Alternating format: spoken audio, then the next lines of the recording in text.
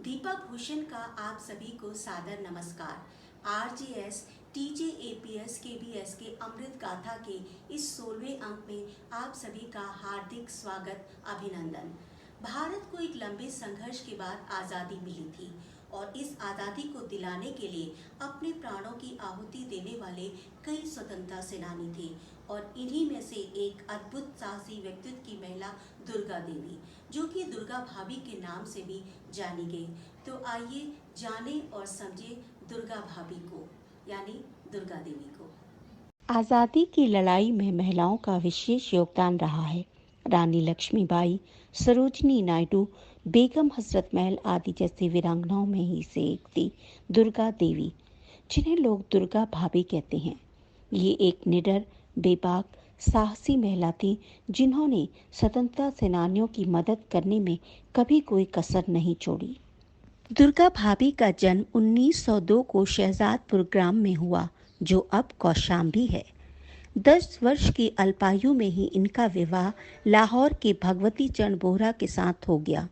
इनके पति क्रांतिकारी थे और विवाह होने के बाद वो पति के कार्यों में उन्हें सहयोग देने लगी। इनका घर क्रांतिकारियों का आश्रय स्थल था। वे सभी का आदर करती और उनके स्वागत सत्कार में कोई कमी न रखती। सभी लोग उन्हें प्यार से दुर्गा भाभी कहते हैं। दुर्गा भाभी ने स्वतंत्रता सेनानियों की मदद में कभी कोई कसर नहीं छोड़ी। इन्होंने बड़े बड़े खतरों का सामना किया और अंग्रेजों के आगे झुकी नहीं।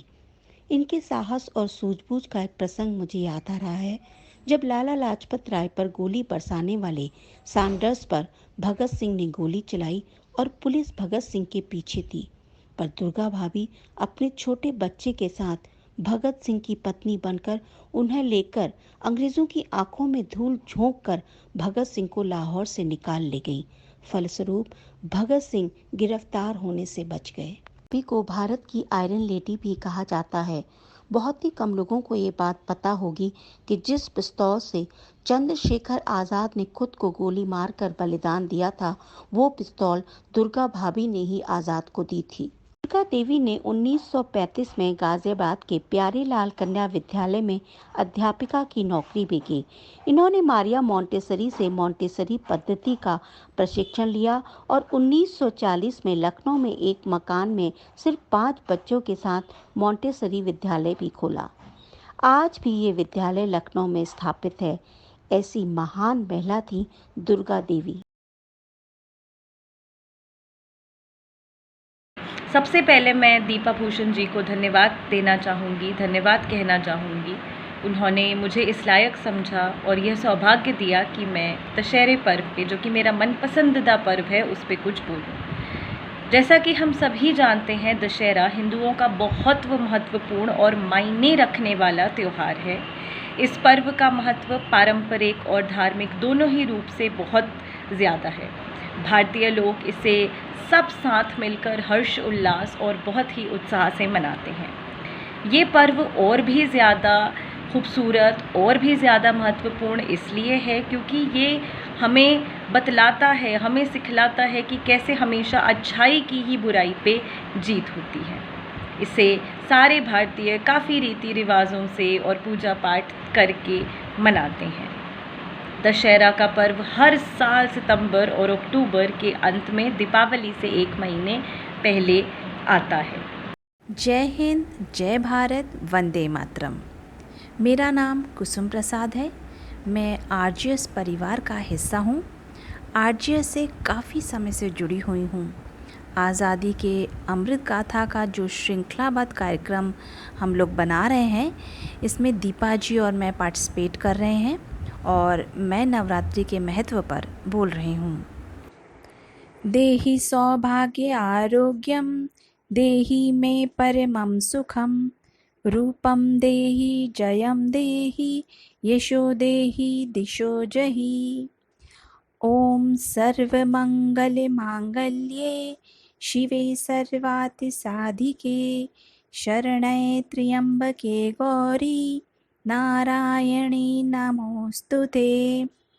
इसका अर्थ है सब प्रकार का मंगल प्रदान करने वाली, मंगलमयी, कल्याण करने वाली, सबके मनोरथ को पूर्ण करने वाली, तुम ही शरण ग्रहण करने योग्य हो। 3 नेत्रों वाली यानी भूत भविष्य वर्तमान को प्रत्यक्ष देखने वाली हो। तुम ही शिव पत्नी, तुम ही नारायणी यानी भगवान के सभी स्वरूपों के साथ तुम जुड़ी हो। तो आपको नमस्कार है, आपको नमस्कार है, आपको बारंबार नमस्कार है। माँ भगवती दुर्गा जगत जननी हैं, अपरा हैं, प्रकृति हैं।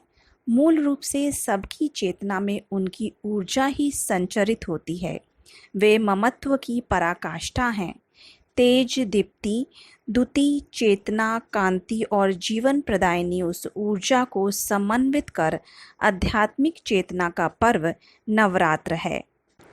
भारतीय गृहस्थ जीवन शक्ति पूजन, व्यक्तित्व संवर्धन और आध्यात्मिक चेतना जागृत करने का एक विराट संकल्प है। माँ दुर्गा की पूजन से हमारे समाज में स्त्रियों को माता, देवी और पूज्य का स्थान प्राप्त होता है। नवरात्रों में देवी की पूजन से काम, क्रोध, मोह और लोभ पर नियंत्रण होता है। मन, अंतःकरण, चित्त, बुद्धि, अहंकार आदि का शोधन होकर बुरे संस्कारों का शमन होता है। हमारे तन और मन में रहने वाले राक्षसों जो कि रोग, अहंकार, भय, बंधन, पाप, शोक, दुख और महामारी के रूप में हमें प्रताड़ित करते हैं, इन सभी का दमन और शमन का उपाय नवरात्रि साधना है। हमारी 9 इंद्रियों में निवास करने वाली साक्षात पारा अम्बा माँ दुर्गा ही हैं। इन्हीं की साधना से ये 9 इंद्रियां संयमित होती हैं और अंत में मन, शरीर और आत्मा को गति प्राप्त होती है। प्रथमं शैलपुत्री च, द्वितीयं ब्रह्मचारिणी, तृतीयं चंद्रघंटेति, कुष्ठमांडेति, चतुर्थकं पंचमं स्कंदमातेति, षष्ठं कात्यायनीति च, सप्तमं कालरात्रीति, महागौरीति चाष्टमं, नवमं सिद्धिदात्री च, नवदुर्गा प्रकीर्तिता। कूर्म पुराण के अनुसार धरती पर स्त्री का जीवन नवदुर्गा के स्वरूपों में प्रतिबिंबित है। जन्म ग्रहण करने वाली कन्या का रूप शैलपुत्री, कौमार्य तक ब्रह्मचारिणी, विवाह के पूर्व तक षोडशी चंद्रघंटा, नए जीवन को धारण करने वाली कुष्ठमांडा, संतान को जन्म देने वाली स्कंद माता, संयम और साधारण कात्यायनी, पति की अकारण मृत्यु को जीतने वाली कालरात्रि, संसार का उपकार करने वाली महागौरी और सर्वसिद्धि प्रदायिनी सिद्धिदात्री माँ दुर्गा हैं। नवरात्रि के दौरान की गई प्रार्थना, जप और ध्यान से मन, मस्तिष्क शांत रहते हैं। मन का आत्मा से संपर्क होने पर हमारे भीतर सकारात्मक गुणों का संचार होता है और आलस्य, घमंड, जुनून, तड़प और उथल पुथल को नष्ट कर देता है और हमारा मन बहुत ही पवित्र और शांतिमय हो जाता है। नवरात्रि का महत्व सिर्फ धर्म, अध्यात्म और ज्योतिष की दृष्टि से ही नहीं, बल्कि वैज्ञानिक दृष्टि से भी नवरात्रि का अपना बहुत महत्व है।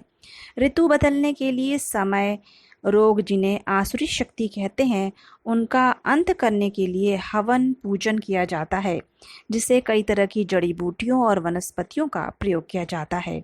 हमारे ऋषि मुनियों ने न सिर्फ धार्मिक दृष्टि को ध्यान में रखकर नवरात्रि में व्रत और हवन पूजन के लिए कहा है, बल्कि इसका वैज्ञानिक आधार भी है।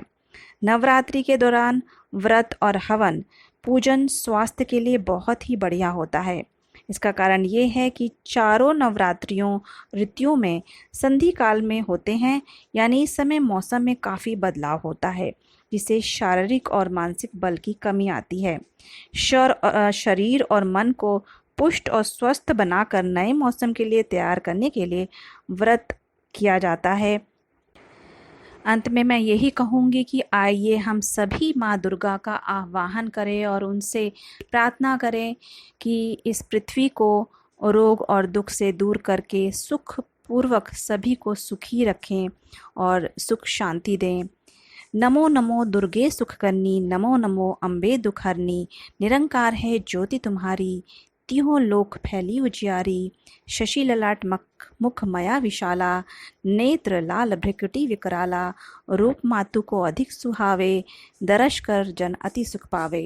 आप सभी को नवरात्रि की हार्दिक शुभकामनाएं। ओम जय शैलपुत्री माँ, मैया जय शैलपुत्री माँ,